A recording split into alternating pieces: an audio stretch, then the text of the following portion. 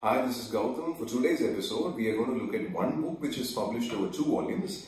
It is The Hindu Temples, What Happened to Them, and the first volume is a preliminary survey, and this is slightly different from the second volume. You can see that it is written, compiled and edited by author Sitaram Goel, and the second volume is the Islamic Evidence written by Sitaram Goel. So the primary distinction is, if you look at the first volume, for example, it is mostly articles written between 1989 1990, and it's not just by Sitaram Goel, but some articles written by Conrad Ellis, Alexander Cunningham, Ram Janmabumi, those articles are also part of this particular text. But if you look at the second volume, for example, it is the writings of Sitaram Goel himself.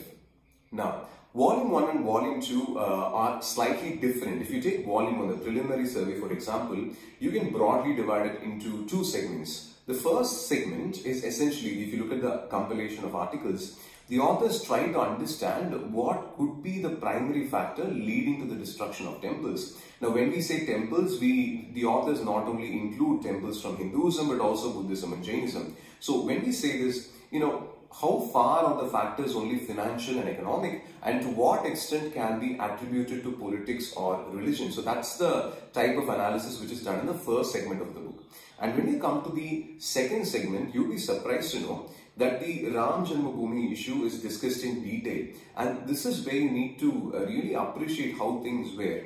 See, it's a compilation of articles. You have 7 articles here, and I was really surprised to know that these articles were published in the newspapers, in the Indian Express, 1989 or 1990. And when you look at these articles, I just want you to know how open people were to discussion in a public forum. For example, if you historians on one side, talking about Ram Janmabumi issue, that, Ayodhya is, religiously, spiritually, it's an important place. And we have evidences through the Archaeological Survey of India that, that this had remnants of a temple. Then the second article, you have the other historians arguing against it, saying that, the evidences are not strong enough to really support your argument. Then for the second rebuttal, you have the third article, which comments that, no, these statements have been taken out of context and evidences are not looked at properly. Then for the third article, you have the fourth article. The point I'm trying to make is, today we live in the golden age of information, but most of us have to have this narrow view that you always want to accept. You always want to receive information that you already accepted, or not trying to really read the alternate opinion. And if you look really brave that in 1989 the public discussion was so open that you can have contrasting views which are published in a very important daily, and then it goes on like that. So I was really surprised to know that it used to have so much of open discussions, and today in social media we have these very narrow discussions that you don't even give the scope for hearing or listening to the alternate opinion. So that is with regarding the preliminary survey, as in, so the first and second segment. And if you come to the second volume, the Islamic Evidence, for example, again the segment has 2 parts. The first segment of the book is primarily dealing with the state of Gujarat, talks about Sitpur, talks about Rudamahalaya, and then you come to the second segment. The second segment totally deals with the principles associated with monotheism and polytheism. How exactly is monotheism, different from polytheism? Monotheism, single God.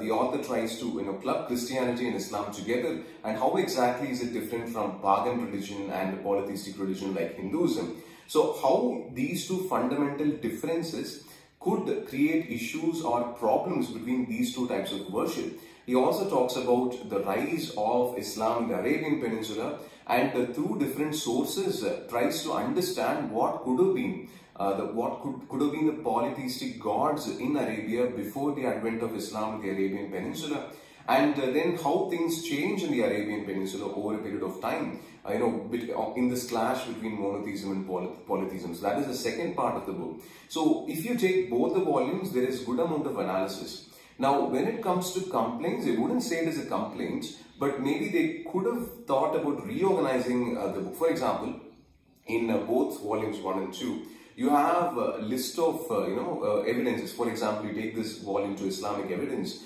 Under the Islamic evidence, the author has extensively quoted from both your epigraphy, that is the ones which are written over your sculptures or over your at the same time, you have literary evidences which are taken from different works of Islamic scholars, indicating that even within the epigraphic and literary evidence produced by Islamic scholars, we have evidences that the temples has been destroyed. Now the point is, it runs over 100 or 150 pages, and it's kind of in the middle of the book, So maybe it could have been added as at the end or the appendix. So you'll find analysis part, and then suddenly you have a list, and then the analysis part, and then you have a list. So that kind of broke the flow as a reader, so you need to toggle between chapters. You'll pretty much find the same problem with the first volume too. So maybe it's only a rearrangement thing.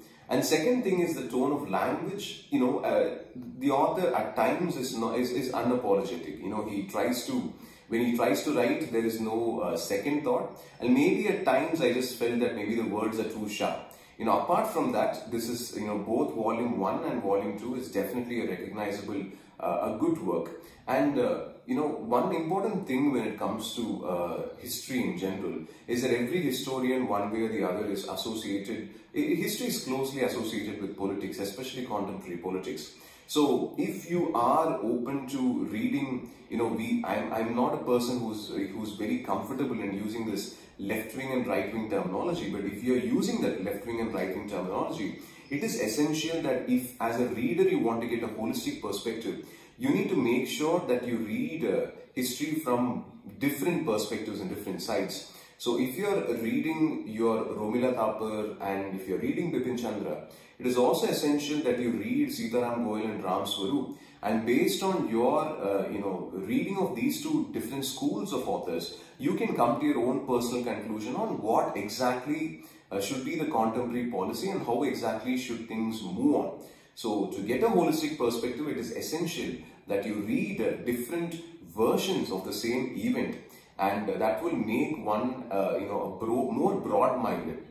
So that is the reason I definitely felt that I should introduce this book to you, and hopefully meet you soon for the next review.